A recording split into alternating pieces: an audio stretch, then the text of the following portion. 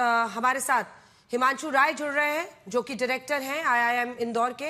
हिमांशु जी, मुझे पता चला आप ग्लासगो में हैं, लेकिन उसके बावजूद आप हमारे कार्यक्रम में शामिल हुए, क्योंकि देश के अंदर जिस तरह की इस वक्त स्थिति बनी हुई है, बच्चों के साथ एक उनका विश्वास कहीं ना कहीं हिल गया है। उनको लग रहा है कि देश में पेपर लीक के जो मामले हैं वो सीधा उनके भविष्य के लिए सबसे बड़ा खतरा है। ऐसे में बतौर डायरेक्टर, एक शिक्षाविद जिसका एक लंबा अनुभव रहा है अलग अलग जगहों पर, और कैसे इस पूरे सिस्टम को मतलब लीक से हटाया जाए, इस पर भी आपने बहुत काम किया है। तो हिमांशु जी, क्या पहल होनी चाहिए? विश्वास बच्चों का वापस कैसे जीता जाएगा? पेपर लीक प्रूफ सिस्टम कैसे बनेगा? और अगर सीबीएसई के रिजल्ट में ओएसएम के आने की वजह से इतनी दिक्कतें आई, क्योंकि मुझे हमेशा लगता है कि ये भी एक सबसे बड़ा फ्लैश पॉइंट रहा है, तो उसको कैसे रोका जा सकता है?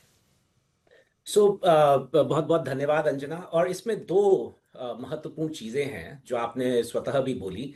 एक तो लघुकालिक हमको क्या करना चाहिए। तो सबसे पहला ये जो चीज है कि जो पेपर लीक होते हैं, हमें इसको टेक्निकली बहुत मुश्किल बना देना चाहिए। उसके बाद इसके ऑपरेशन को बहुत रिस्की कर देना चाहिए और इसको इकोनॉमिकली कंप्लीटली अनवायबल कर देना चाहिए, ताकि जो कोई भी इस पेपर लीक करना चाहता है वो 10 बार पहले तो सोचे लीक करने से पहले।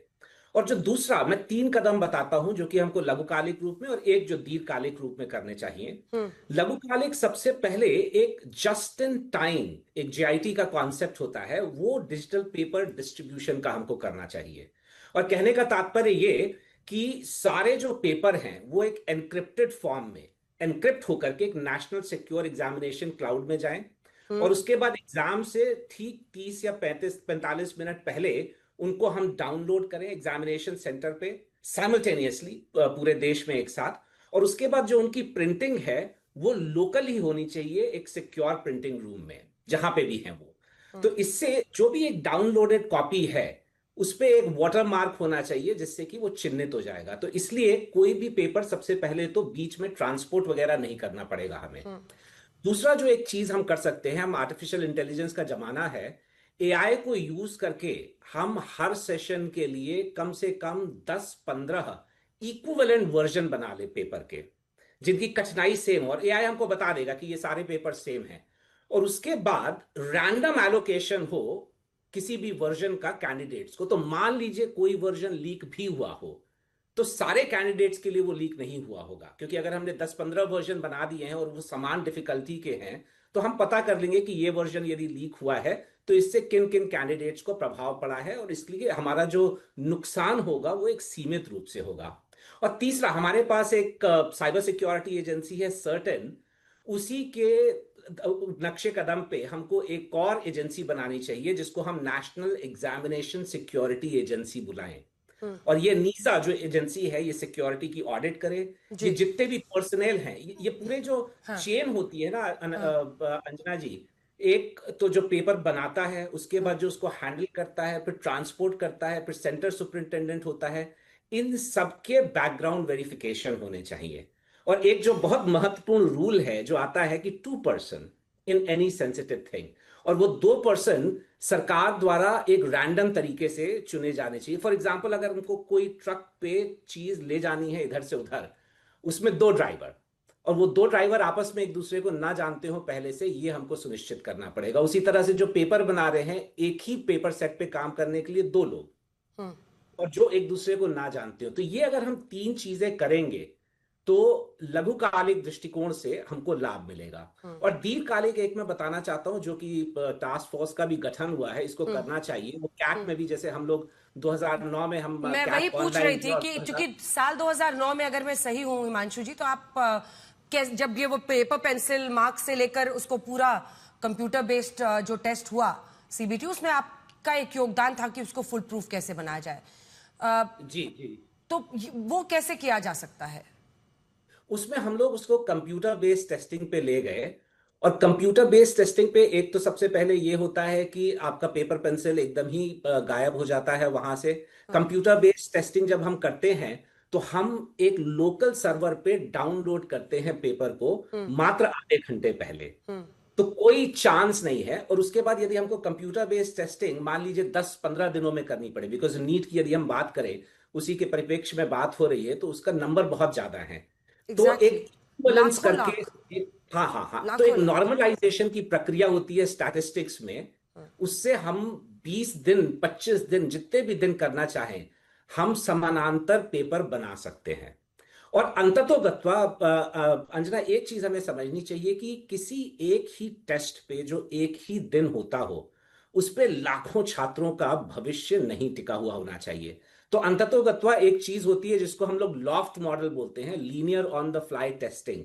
जैसे जो जीआरई और जीमैट के एग्जाम होते हैं, वो आप कभी भी जा करके अपना बुकिंग करा करके कभी भी जा करके लिख सकते हैं। उसके बाद मान लीजिए एक बार आपने लिखा, जो आपके पास स्कोर आया वो आपको नहीं पसंद है, तो आप 6 महीने बाद फिर से जाकर के लिख सकते हैं। तो हमें उसकी तरफ बढ़ना चाहिए। तो ये जो टास्क फोर्स संगठित हुई है, इसको इस विषय पे भी काम करना चाहिए कि linear on the fly testing model पे हम कैसे जा सकें भविष्य में। अगर आपकी बात को माना जाए और ये फिर शिकायत आए कि ये जो अलग अलग वर्जन्स बन रहे हैं पेपर के, वो वाला वर्जन आसान था, अब ये तो कोई भी दावा कर सकता है कि एक वर्जन आसान था एक मुश्किल था, ये कैसे हैंडल होगा? बिल्कुल नहीं दावा कर सकता। ये नॉर्मलाइजेशन का प्रोसेस है। जब हमने कैट में किया था तो भी ये मुद्दा उठा था। इनफैक्ट ये कोर्ट में भी बात गई थी, और वहां कोर्ट में हम लोग ने एकदम अपने आप को साबित कर दिया था कि जितने भी क्वेश्चन पेपर हैं उनकी जो डिफिकल्टी लेवल है वो इक्वल है। तो ये एक बहुत साधारण स्टैटिस्टिकल प्रोसेस है अंजना, इसमें किसी को कोई भी शक नहीं होना चाहिए। बैकग्राउंड चेक तो बहुत दूर की बात है हिमांशु जी। जो टीचर्स पेपर टेस्ट, क्योंकि इस बार जो पेपर लीक के आरोपी है उनमें से एक तो वही टीचर है जिन्होंने ये एग्जाम सेट किया। अब उनका, अनफॉर्चुनेट। या रियली अनफॉर्चुनेट, लेकिन मतलब क्या उनकी फ्रिस्किंग भी नहीं होती है? मतलब मैं तो बेसिक चीज पूछ रही हूँ समझने के लिए, क्योंकि अगर उन्होंने कॉपी किया तो किसी चीज पे तो ले गए होंगे, मोबाइल हो, चिट हो, कुछ हो। क्या मतलब कैसे हुआ ये? ह्यूमन बुद्धि से ज्यादा बड़ी और क्या चीज हो सकती है।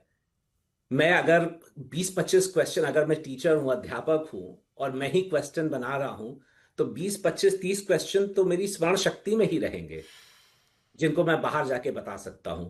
तो यहां पे तो एक चरित्र की और एक मूल्य की बात आ गई। तो अब अंजना, इसीलिए मैंने बोला कि ये जो हम नीसा जो बनाने का मैं बोल रहा हूं कि नेशनल एग्जामिनेशन सिक्योरिटी एजेंसी, इसका एक बहुत महत्वपूर्ण कार्य होना चाहिए बैकग्राउंड चेक करने का। हम हर तरह का बैकग्राउंड चेक करते हैं, तो जो क्वेश्चन पेपर बना रहे हैं उनका तो हमको बैकग्राउंड चेक करना भी ही चाहिए। तो हाँ, एनटीए इसके क्या करेगा? बावजूद 100% गारंटी नहीं है कि ऐसा हिमांशु जी, नहीं होगा। एनटीए क्या करेगा? एनटीए एनटीए अपने अपने से नहीं कर सकता। एनटीए, हमको ध्यान रखना चाहिए, एक टेस्टिंग एजेंसी है। उसका काम है सिर्फ टेस्टिंग कराना। वो ये बैकग्राउंड चेक, साइबर सिक्योरिटी और रेड टीम एक्सरसाइजेस करके हम लोग एक चीज करते थे, जिसमें हम देखते थे कि क्या क्या प्रॉब्लम आ सकती है, हम एंटिसिपेट करते थे और फिर उसकी तैयारी करने का प्रयास करते थे। जब, जैसे कि आपने बताया, कैट 2010 का जब मेरे को कन्वीनर बनाया गया उसको ठीक करने के लिए, और वर्ल्ड क्लास फिर हमने उसका ग्लोबल स्टैंडर्ड्स को मीट किया, उसमें हमने एक्चुअली कुछ साइबर सिक्योरिटी कंपनीज को हायर किया कि आप अटैक करिए, आप हमारा पेपर निकाल करके दिखाइए। और उसका कारण ये था कि हमें पता चले कि हमारे कमजोरियां कहाँ कहाँ हैं पूरे सिस्टम में।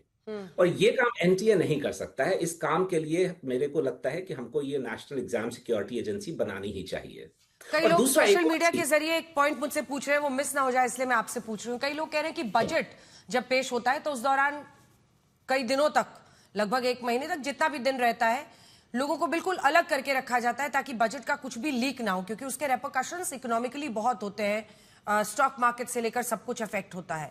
क्या ऐसा कुछ करने की जरूरत है?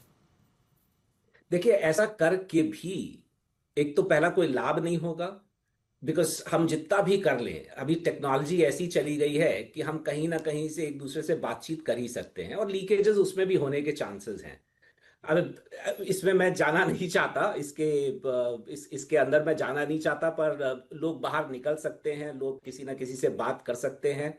तो लीकेजेस के चांस तो यहाँ पे भी हैं कि व्यक्ति किसी और बाहर के व्यक्ति से बात कर रहा है। हमको अंततोगत्वा ये करना है कि एक ही व्यक्ति या जो 10-12 व्यक्ति जो कि पेपर सेटर हैं, केवल उन्हीं का पेपर आए, ऐसा नहीं होना चाहिए। हमारा क्वेश्चन बैंक इतना बड़ा होना चाहिए। मान लीजिए हमने एक एक मैं आर्बिट्ररी नंबर दे रहा हूं, 1 करोड़ मैंने क्वेश्चन बना दिए।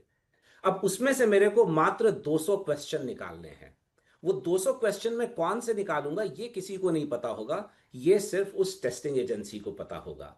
तो हमको एम करना है और एस्पायर करना है वहां के लिए। और जो एक बात आपने बोली कि कुछ लोगों ने ही इसको लीक किया, तो ये हमको कर देना चाहिए कि लाइफ टाइम डिबारमेंट होना चाहिए ऐसे व्यक्तियों का जिनके ऊपर हमें अंदेशा भी हो, और मैं भी इससे लाइफ सहमत हूं हिमांशु जी। डिबारमेंट होना चाहिए उन कंपनीज का, परमानेंट परमानेंट ब्लैक लिस्टिंग। और ये भी आपको एक तरीका खोजना होगा कि जैसे कल भी मैं IIM कोलकाता के डायरेक्टर से बात करी थी, उन्होंने कहा कि कई कंपनियां फिर नाम बदल लेती हैं, किसी और रिश्तेदार के नाम पर वही कंपनी आ जाती है। तो मतलब एक तरीका इसके लिए खोजना होगा। लेकिन UPSC, JEE, इन एग्जाम्स में कैट और भी बहुत सारे GMAT ये सब होता है, उसमें ये नहीं होता है, नीट में बार बार क्यों होता है? अब अंजना, ऐसा नहीं है कि उसमें नहीं होता है, सब में हुआ है। यूपीएससी भी एक बार लीक हुआ है, जेई का पेपर भी लीक हुआ है, कैट जहां तक मुझे ध्यान आ रहा है 2003 में उसमें भी प्रॉब्लम हुआ था। तो ऐसा नहीं है कि लीक नहीं हुआ है, लीक असंभव नहीं है, चाहे हम कितना भी पुख्ता इंतजाम क्यों ना कर लें। Issue is have we learn from it. यदि हमने उससे सीख नहीं ली तो एक ही एग्जाम 2 बार लीक नहीं होना चाहिए। एक बार तो क्षम्य है, दूसरी बार वो अक्षम्य बन जाता है, इसका मतलब कि हमने उसके ऊपर ध्यान नहीं दिया है। तो हमको ये देखना है कि हम इस जो प्रोसेस है ये लीक करने की, इसको कितना मुश्किल और कितना एक्सपेंसिव बना दें उन लोगों के लिए जो कि राष्ट्रद्रोही तो है ही, क्योंकि वो इसका पेपर लीक करने का प्रयास कर रहे हैं। वो इनके लिए बहुत बड़ी कॉस्ट टेक होनी चाहिए। हिमांशु राय जी, डायरेक्टर IIM इंदौर के, आप आज तक पर आए, आपने तमाम सवालों के जवाब दिए और उम्मीद करते हैं कि आपके अनुभव और आपकी बातों से कुछ ना कुछ सहायता इसमें, और जो बच्चे हैं खासतौर पर चिंतित अपने घरों में, उनके लिए कोई रास्ता दिखे। बहुत बहुत धन्यवाद आपका आज तक पर हमारे साथ। बहुत बहुत धन्यवाद अंजना। धन्यवाद सर।